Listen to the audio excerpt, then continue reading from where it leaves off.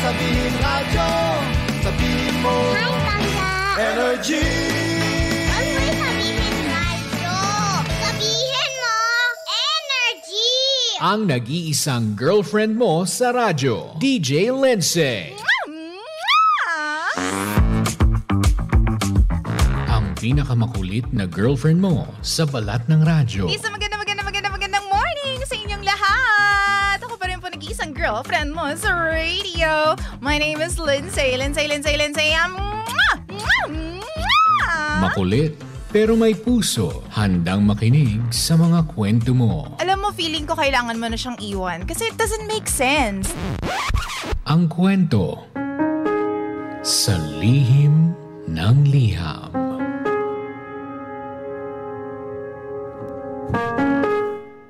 Mahal ko ang Lindsay. 12 taon na po akong may asawa at 10 taon na po akong nanay. Ngayon po meron po akong 3 anak. Wala po kaming kasambahay. At ako po lahat ang kumikilos sa pag-aasikaso sa asawa at sa 3 kong anak. Simula po nung ikinasal ako, parang wala na akong pahinga. Sa umaga, sa pag-aasikaso ko sa asawa ko, mga bata naman ang aasikasuhin ko. 2 nag-aaral, ihahatid, papasok. Pag-uwi ng bahay, yung bunso naman ang aalagaan ko. Ni hindi ako makaihi nang hindi sumasama ang loob ko dahil kahit sa banyo, kahit pagligo, minamadali ko, DJ Lindsay, dahil hahanapin ako ng bunso. Napakarami ko pang ginagawa sa bahay. Kulang po ang 24 hours para sa akin. Halos 2 to 3 hours lamang ang tulog ko. Hindi pa dire-diretso. Nakakapanghina pagkagising mo sa umaga. Minsan pagtulog po ng mga bata, lalabas ako. May malawak na bukid sa amin. Doon ako nagsisisigaw. Doon ko nilalabas yung pagod ko. Yung pagkainis sa paulit-ulit na lang na nangyayari. Tapos uuwi ng bahay para asawa ko naman yung intindihin ko. Suportado naman po ako ng asawa ko kung gusto kong magpahinga. Sabihin ko lang daw sa kanya. Pero sa tuwing aalis naman ako para magpahinga, tatawagan pa rin ako ng asawa ko dahil umiiyak ang mga bata at hinahanap daw ako. Nasaan yung ganito? Nasaan yung ganyan? Wala pa rin akong peace of mind, DJ Lindsay, kasi palagi ko silang iniisip. Ako lang din kasi ang may alam ng lahat. Lahat ng kailangan sa bahay at lahat ng kailangan ng mga anak ko. Tanong ko lang, DJ Lindsay, paano at kailan ba ako makakapagpahinga sa pagiging asawa at isang ina?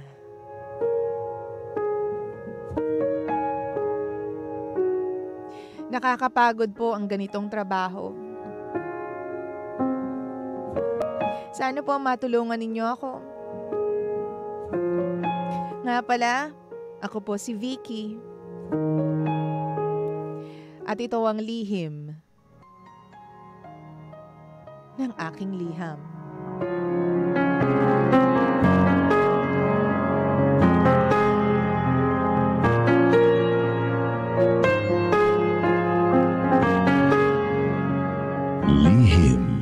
ng liham.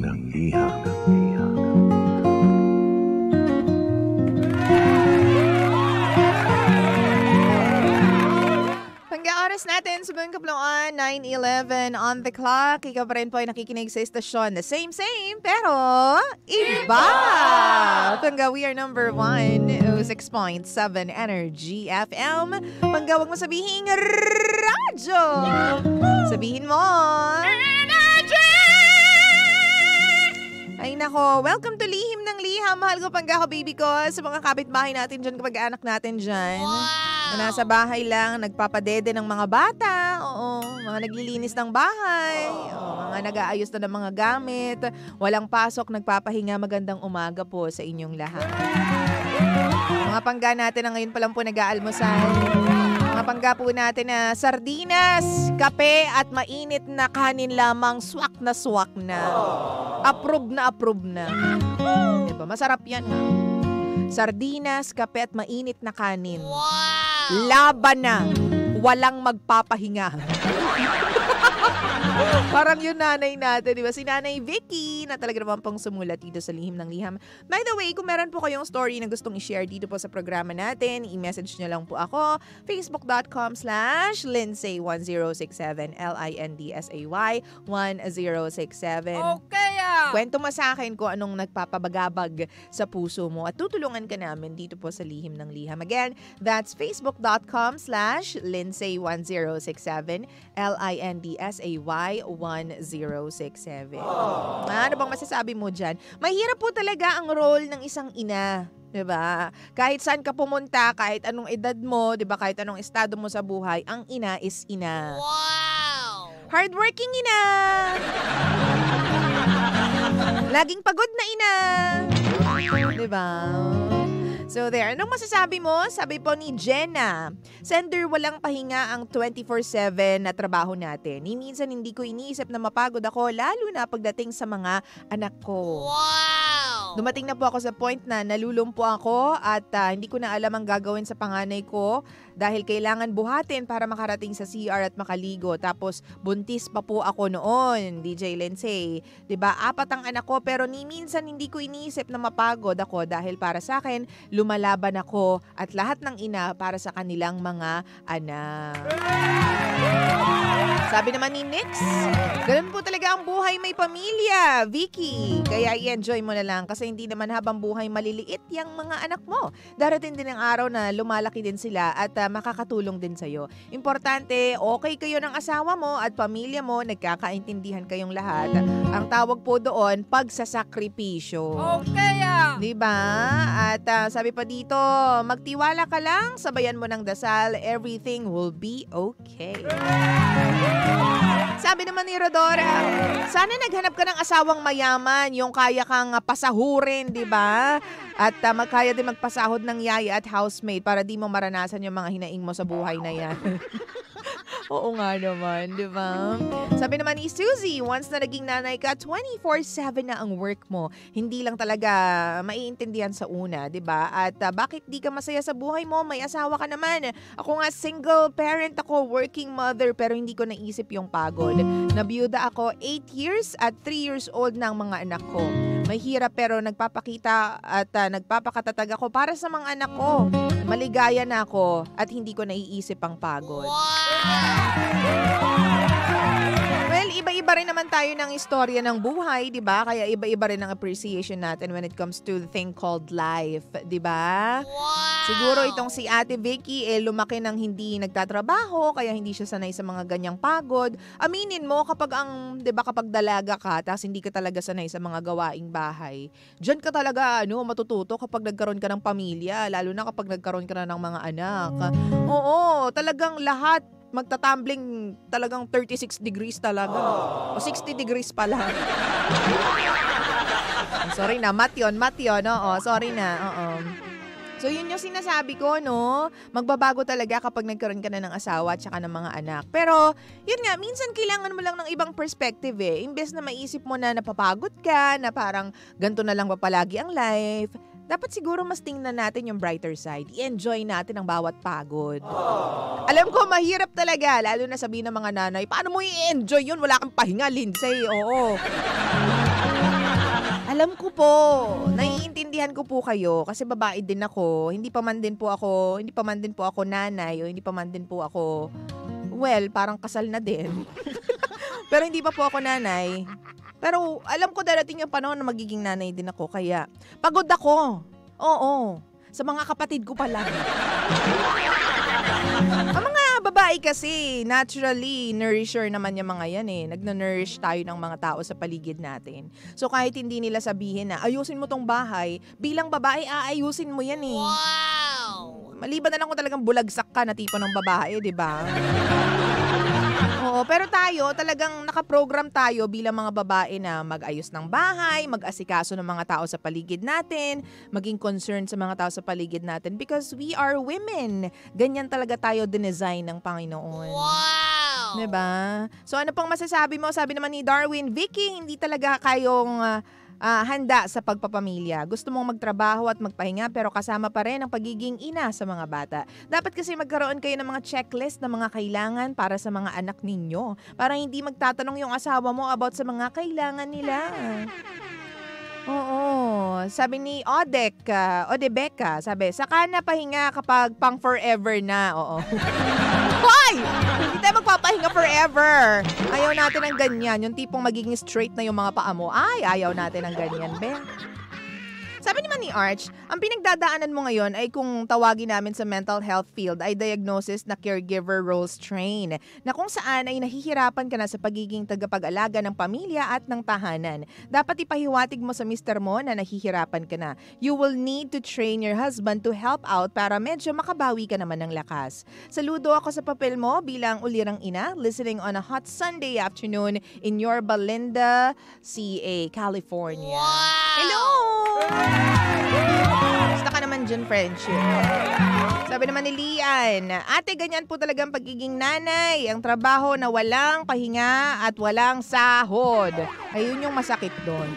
Oo. At kailangan gawin mo talaga araw-araw ang obligasyon mo sa mga anak mo at sa asawa mo. Kaya nga sabi nila, isipin mo muna ang pag-aasawa bago mo pasukin kung kaya mo talaga na maging present 24/7. Nabihira ang pahinga, ang katawan. Pero masarap makita na nahaalagaan natin ang pamilya natin ng maayos, 'di ba? Tapos yung bahay natin. Totoo naman 'yan. Pero alam mo, itong kwento na to only goes to show na hindi superwoman ang mga nanay natin. 'Di ba? They may seem like a superwoman to us. Wow! Pero tao lang din talaga sila, napapagod, nahihirapan. Gusto rin ng me time, 'di ba? Gusto rin ng time for themselves at para makapag-recharge, 'di ba? So alam mo, dito talaga papasok din yung yung role ng mga husband natin, yung mga asawa natin. Pero alam mo, kahit iba pa rin, kahit nandiyan yung asawa, iba pa rin talaga kapag nanay. Oo, talagang halimbawa nasa malayo ka, babalik at babalik ka kasi yung asawa mo iba rin talaga mag-alaga. Hahanapin ng mga anak ang kanyang nanay o kanilang mga nanay. Diba kahit nga matanda na pag uwi natin sa bahay, ma, ganyan, ma agad, nay, okay mami, ganyan. Diba? So, I'm sorry to say this, Vicky, pero wala talagang pahinga ang pagiging ina. Pero alam mo, dapat intindihin ka ng asawa mo, 'di ba? At sana i-appreciate mo rin na pinapabayaan ka ng asawa mo pag gusto mong umalis, ganyan. Hindi natin masisisi si Vicky, mga pangga, dahil iba ang iba ang mentality at iba ang pagod talaga ng pagiging nanay, 'di ba? Kaya nga dapat entitled sila sa mga bakasyones, ganyan, 'di ba? Pero para hindi mas mabigat, Vicky.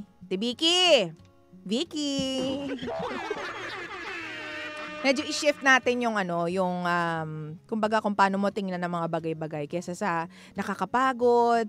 Isipin mo na lang na tulad ng sinabi ng letter sender natin, hindi forever bata ang mga anak mo. 'Di ba? Tulad din ng last na kwento natin dito sa Lihim ng Liham, i-cherish mo yung moments and memories na meron kayo ng mga bata. Kasi alam mo, yan yung babalikan mo kapag malalaki na sila.